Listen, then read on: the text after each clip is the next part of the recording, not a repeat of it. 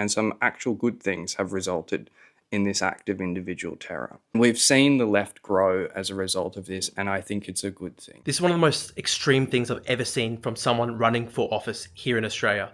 Jordan van der Lam, the Senate candidate for the Victorian Socialists at the next election, is fully endorsing terrorism, violence, and really the violent overthrow of the state. This video is amazing. You have to watch the whole thing, but basically he starts by recounting orthodox Trotskyist Marxist theory. He recounts the fact that Trotsky was opposed to acts of individual terrorism because Trotsky believed that it would be bad for the revolutionary consciousness of the left. It would occlude the revolutionary consciousness of the workers by making them see their salvation in acts of individual terrorism rather than through a mass movement. What's so amazing here is that Jordan van der Lam says, well, maybe Trotsky was right back in 1911, but the left is so weak today. The extreme anti-capitalist left is so weak that acts of individual terrorism are good. And he actually endorses the Luigi Mangione terrorist attack against Brian Thompson, the CEO. He says this was good for the left.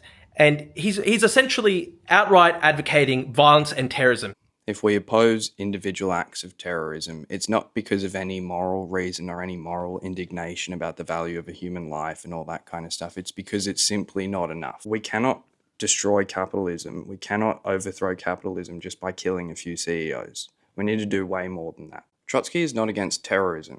Trotsky is against individual terrorism. Anyways, enough about the cake. Let's talk about Luigi. So pretty much I'm going to be talking about, and summarizing, I guess, an article written by Trotsky in 1911 called Why Marxists Oppose Individual Terrorism. If we oppose terrorist acts, it is only because individual revenge does not satisfy us. So what he's saying is individual acts are not enough. If we oppose individual acts of terrorism, it's not because of any moral reason or any moral indignation about the value of a human life and all that kind of stuff. It's because it's simply not enough. Trotsky starts the article by saying our class enemies are in the habit of calling us terrorists and whatever.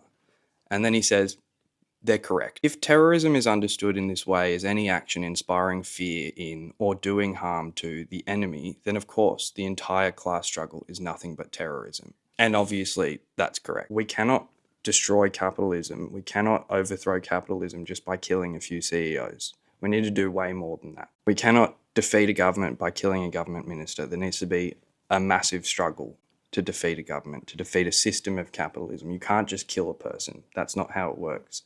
I feel like some of the discourse around what Luigi's done is, we can defeat this. We can overthrow them if we just kill a few CEOs. No. They'll just be replaced. We saw that the United Health CEO was on his way to the annual investors meeting. The investors meeting continued. It was only cancelled an hour after it started. They literally walked over his body and continued the meeting. The cogs of capital continued to roll. He's also going to be replaced. If you murder a government minister, they'll replace that minister with another one. Trotsky says, in our eyes, individual terror is inadmissible precisely because it belittles the role of the masses in their own consciousness. It reconciles them to their powerlessness, and it turns their eyes and their hopes towards a great avenger. Trotsky is not against terrorism.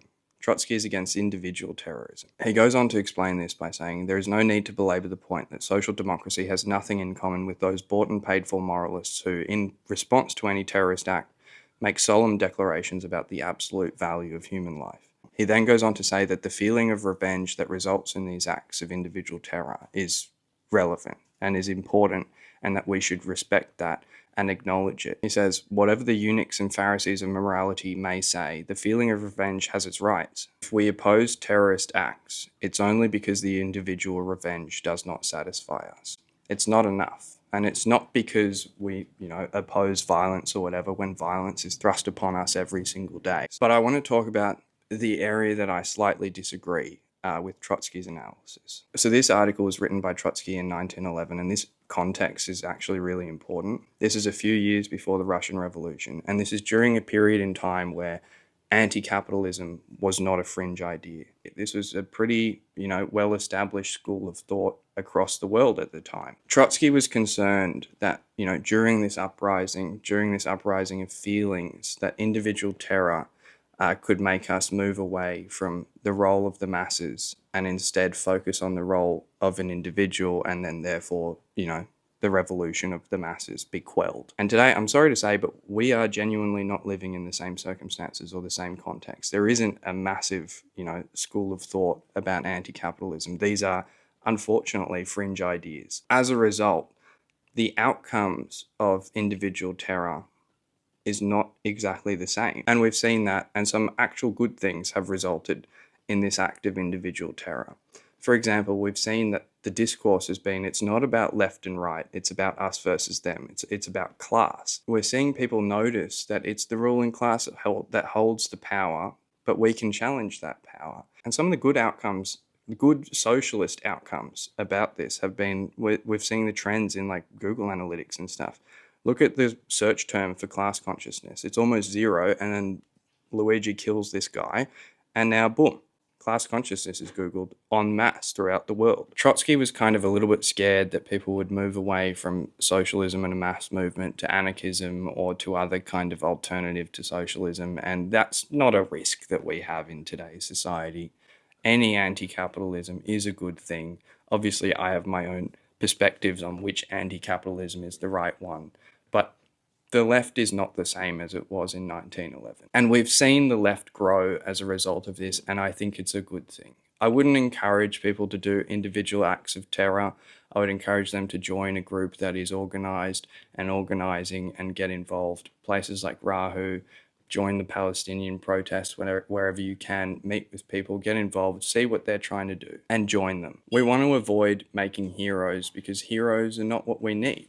We can do this ourselves. We don't need individuals to save us. Our power does not come from individuals doing things on their own. Our power comes from us doing things as a group and collectively. That's what they're scared of.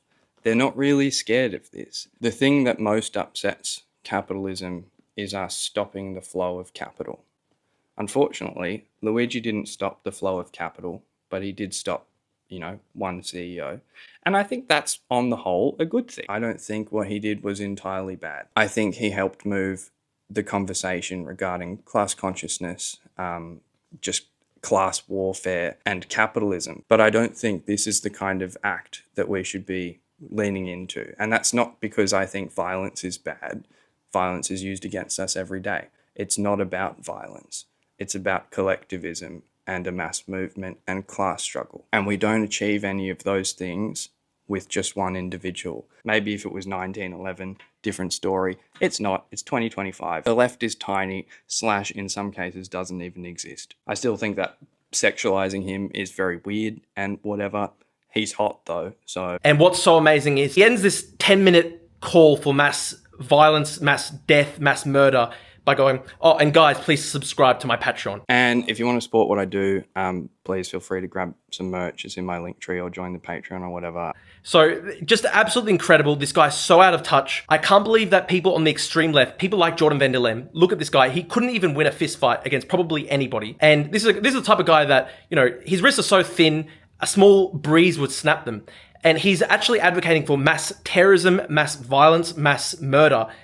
And, he's advocating for civil war, the violent overthrow of the state. And you have to wonder, why? You would lose a civil war. This is the funny thing in his video. He starts by saying, we have to qualify all this stuff by Trotsky because it was written in 1911 and the social conditions were different. And I think to myself, oh yeah, of course, he's going to say that, there's not going to be a revolution, there's not going to be room for violence today because, the conditions are so different. We're in a democratic country like Australia. And he goes, no, actually, the extreme left is so weak that we should do terrorism. That's what he's saying. And it's just insane. This guy would lose in a civil war. All his friends would lose in a civil war. There's no sense. It's essentially suicidal politics, all for a LARP, all to LARP as Lenin in a modern developed democratic country like Australia, where you can just literally peacefully run for election, which is what he's doing. But he's advocating violence. He's advocating the violent overthrow of the state. Two things here. One, this guy was a long-term public servant. So we should be asking, why was this guy employed in the public service for so long when he's a radical Leninist communist who advocates the violent overthrow of the Constitution of Australia and the violent overthrow of society? Why is he being employed by the state to act as a public servant? And a subsidiary point to that, You know, this guy, his parents sold their mansion for $4.5 million. They helped him buy a property of his own. You know, this guy is an absolute champagne socialist. And so what a LARP, what an absolute LARP that he's going out there calling for mass revolutionary terrorism and violence when his parents are millionaires and they helped him buy a property. You know, this guy's a white South African. And I think he's an Afrikaner as well, the name, Van der Lam. And so, you know, you have to wonder as well, why did they leave the rainbow nation of South Africa? Why did they leave South Africa after apartheid ended? Were they unhappy to live in a world, in a society with black people with rights? You know, this is a very interesting fact about Jordan Van der Lam. You know, this guy leaves South Africa after apartheid ends, and then he comes to Australia, democratic society, and he's calling for revolutionary violence against the state. He's calling for revolutionary violence to overthrow society, overthrow democracy. Are we sure this guy's not a Nazi, you know? And we did actually catch him with red laces in his Doc Martens. Wore this to his wedding. He wore red laces in his Doc Martens to his wedding. And, you know, this is actually known as a signal by neo-Nazis, red laces with the Doc Martens. And this second point, this is the most important point of my video. Should the Australian Electoral Commission bar Jordan Van der Lam from running for the Senate because he supports the revolutionary violent overthrow of the Constitution of Australia, the violent overthrow of the democracy? I truly believe that Jordan Van der Lam should be blocked by the Australian Electoral Commission because he's advocating terrorism, he's advocating violence against society. To my knowledge, I don't know another Australian candidate for election who has openly advocated terrorism and violence in their electoral messaging. I think Jordan should be blocked from running. I think the Australian Parliament should actually disband and dissolve the Victorian Socialist Party, because this is not a party that is committed to, you know, peaceful, democratic, orderly elections. This is a party that, through Jordan Van der Lam, is advocating the violent, revolutionary overthrow of the Constitution, of the democracy. Look at other democratic countries in the world today, like Germany. Germany blocks parties from running if they support the overthrow of the Constitution. They just are automatically dissolved and banned. We should be doing that in Australia. Common sense. Liberals should stop being suicidal. Liberal democracy should stop being suicidal. When you have people like Jordan, when you have people like the Victorian Socialists, even if they're LARPing, they're calling for the violent revolutionary overthrow of democracy and the state.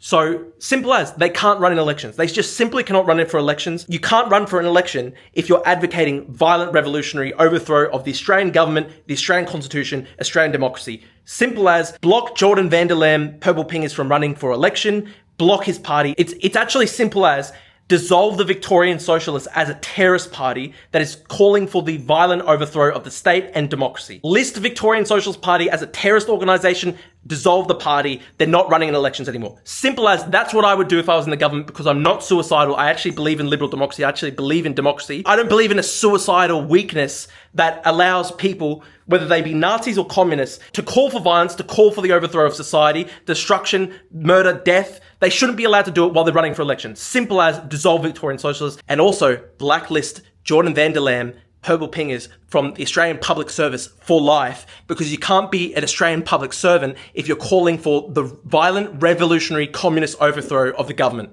Simple as, blacklist from the public service for life, dissolve the Victorian Socialist Party, ban them as a terrorist organisation. Thank you.